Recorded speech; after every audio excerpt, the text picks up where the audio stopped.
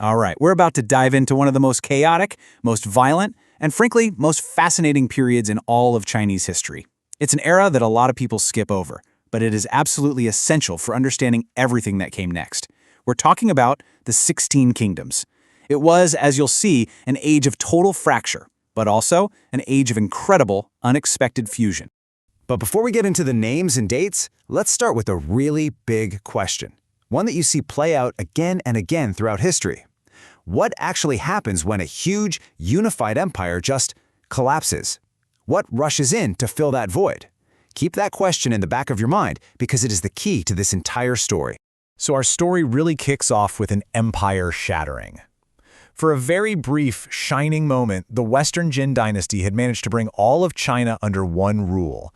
But, that unity was paper thin, and it was about to break apart in the most spectacular way possible.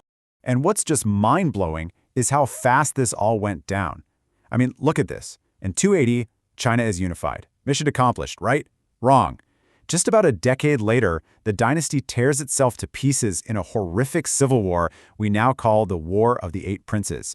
This was a fatal, fatal mistake. All that infighting left the northern borders wide open, basically sending an invitation to various non-Han groups to rise up. By 316, it's game over. The capital gets sacked, and the dynasty in the north, well, it just completely vanishes. And that's the immediate result of the collapse. Imagine it. The entire northern half of China is suddenly a massive power vacuum.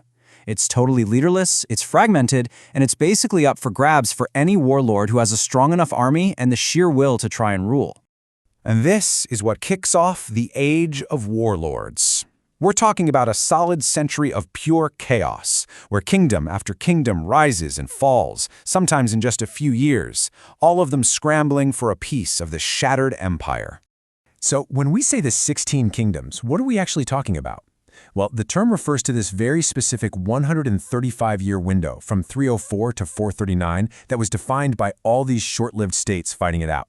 And here's a fun fact. The name's a bit of a misnomer. There were actually way more than 16 kingdoms, but the name just perfectly captures the chaotic, fractured spirit of the time.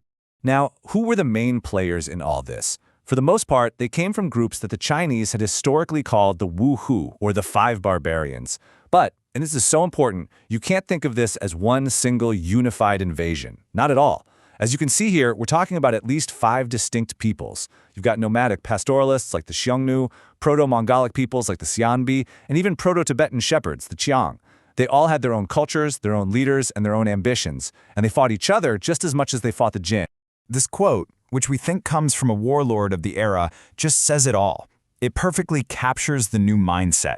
The old rules were gone. The idea that the Jin emperors had a divine right to rule, that was broken. Now it was all about raw ambition. The logic became, hey, why not me? If heaven is done with them, why shouldn't I be the one to take power? Okay, but here is where the story gets really, really interesting. Because this era wasn't just about endless war and destruction, it's a total paradox. Out of all of this incredible chaos came this wave of profound creation. I mean, just look at the two sides of the coin here. On the one hand, you have constant brutal warfare, alliances shifting overnight, ancient cities being sacked. On the other hand, something completely new is taking root.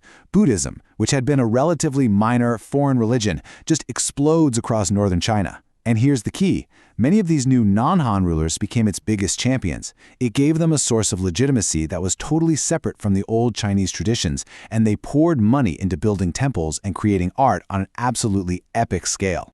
And if you want to get a sense of that scale, just look at this number. Over 40,000. That's the estimated number of Buddhist temples and monasteries that were built in northern China during this period of non-stop war. Just think about that for a second. While armies are marching and cities are burning, this incredible spiritual and cultural project is rising from the ashes. It's just astonishing. So, how does this all end? How does the chaos finally stop? Well, out of all that fire and all that newfound faith, a new order starts to take shape. And this wasn't about putting the old world back together. This was about forging a completely new identity for northern China. And this, right here, is the crucial takeaway. For more than 100 years, you have Han Chinese and all these different non-Han peoples fighting, yes, but also trading, intermarrying, and ruling over one another. This constant, intense mixing just blurred all the old lines. The very definition of what it even meant to be Chinese was being stretched, expanded, and completely reforged. And this cultural change happened right alongside a political one. The road back to a unified state was brutal, but you can see the logic. First, you get consolidation. The endless wars basically act like a filter, weeding out the weaker states. Then you get dominance. One group, the Shanbei, turn out to be especially good at building a lasting state, and they establish the powerful Northern Wei dynasty. And then finally, in 439, comes unification. They do what no one else could for 135 years. They conquer their last rival, and they finally unify the North, officially ending the 16 Kingdoms period. So, the fighting is over. The chaos has subsided. But what's the real story here? Why does this insane century of conflict even matter in the long run? Well, let's talk about its unseen legacy. This era permanently stitched nomadic peoples and their cultures into the very fabric of China. It took Buddhism and cemented it as one of the country's major religions. It created this whole new, blended Sino-barbarian ruling class that was militarily tough and culturally diverse. And all of this, every single bit of it, set the stage for the powerful dynasties that would come later, the ones that would reunify all of China and usher in the incredible golden age of the Tang.